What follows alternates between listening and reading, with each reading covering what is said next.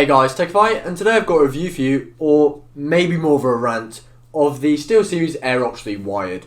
So this mouse is £60 or $60, which as you'll see, it's not really worth that much. So there are a couple of things I want to make clear before I get into this review, as I know a lot of people who watch this video will get very mad, and you'll feel free to comment that below. I'm perfectly happy with that, and I'll answer as many as I can. But I just want to make some things clear. So this is the product which I bought with my own money and received as any of you would, and these are my honest and personal experiences about it.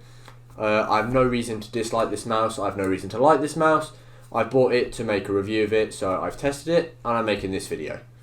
I will try and explain as many of the criticisms and complaints I have about this mouse as best I can, in order to stop theories such as the feet are bad just because of my mouse pad, for example, as I'll test it on multiple ones. However, one thing I also want you to bear in mind is I don't think I've got a bad unit. I think this is the mouse that any of you who buy it would receive. If you think I've got a bad one, then tell SteelSeries, not me. I'm not spending more of my own money to get more bad mice that nobody wants. If you find this video helpful, then please consider subscribing to the channel. But obviously you got to watch it first. So as always, let's get into this.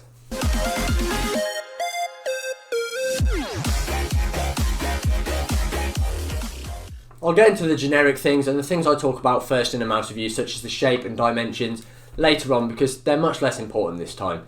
So we're going to start off with the feet. You get 4 black feet, 1 in each corner, and these are about the same, but I'd say slightly worse than the ones on the $30 Rival 3, which, if you hadn't noticed, this is just the Rival 3 basically with some holes in. It's a lighter version of the Rival 3, but for double the price is something to bear in mind. The feet, they glide okay to be fair, but the sound of them is not great. And yes, I have tested this on different mouse mats, so I've got just a cheap normal cloth mat, which a lot of people who are buying this mouse would be using, a slightly better HyperX cloth mat, and then my Endgame Cordura MPC, which is quite a bit more money. And I think if it's going to be bad and sound bad on all 3 mouse pads, then I don't really see how my mouse pad is the problem there.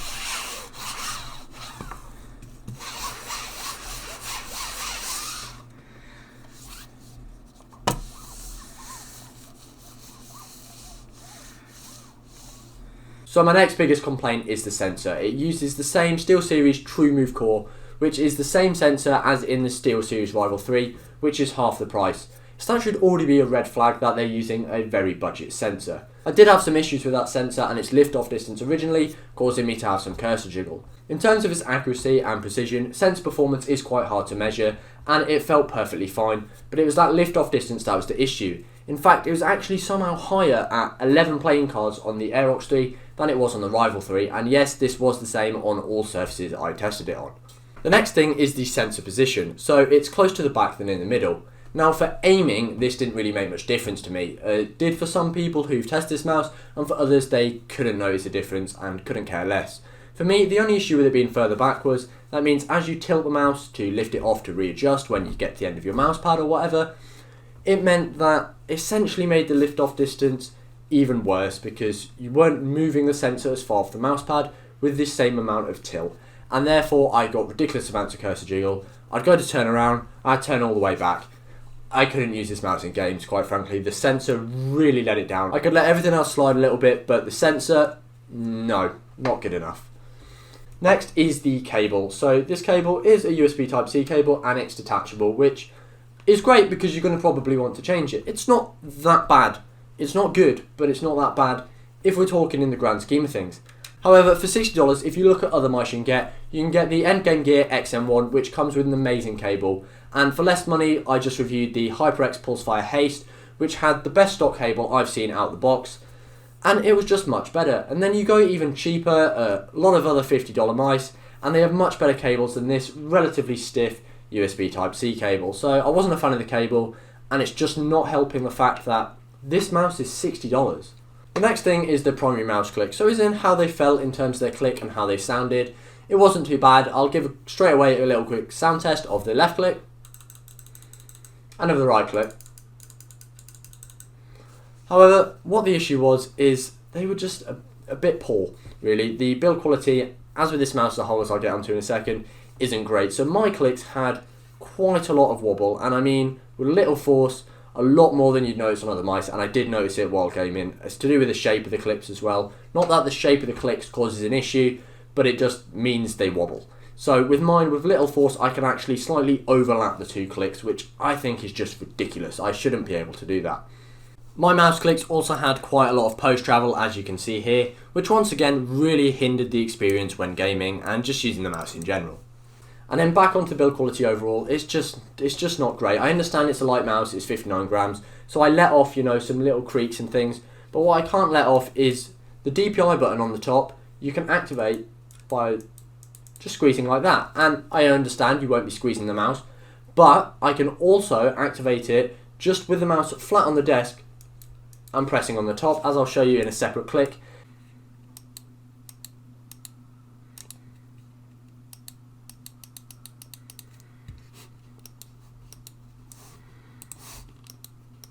And this is something that someone who's a bit more heavy-handed than me could do easily while gaming, and I think that once again, that just shouldn't be happening.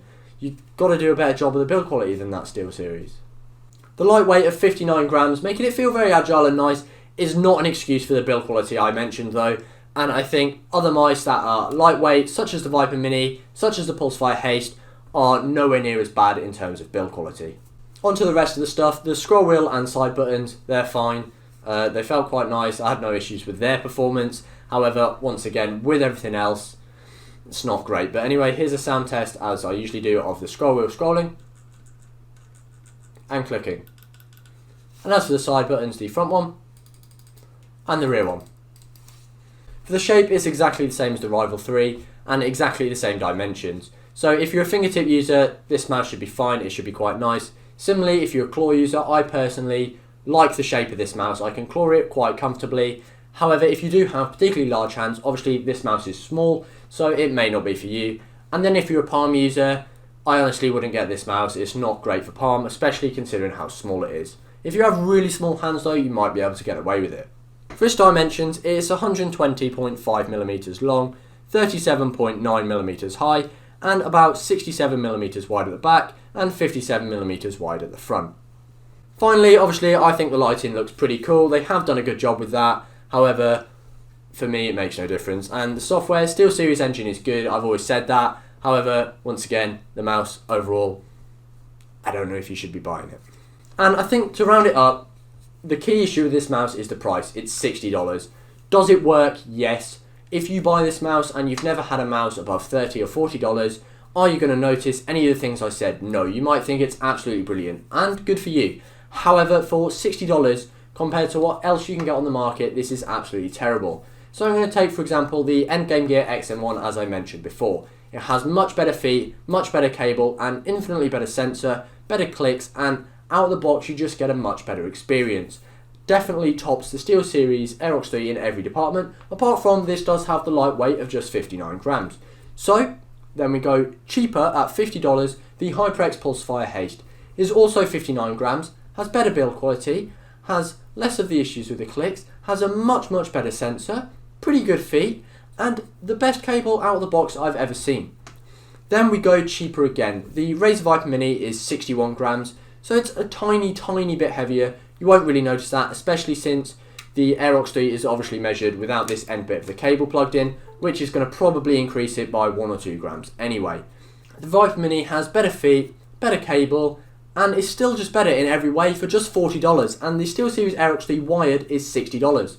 The wireless version of this mouse may be a little bit better, because when I reviewed the Rival 3 wireless, that did have a better sensor, which is the one in the wireless version of this. You obviously wouldn't have the issues with the cable because you don't need it, it's a wireless mouse.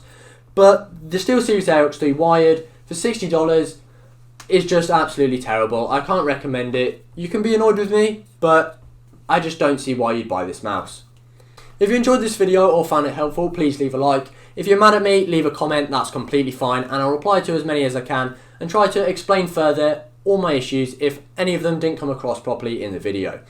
If you do like me though, please consider subscribing to the channel, and if you want to look as cool as me, and I know you do, you can get yourself some merch at techify.co.uk/merch. For your next video, go check out a better mouse, such as the HyperX Pulsefire Haste, Razer Viper Mini, or Endgame Gear XM1. Thank you guys for watching, and I'll see you guys next time.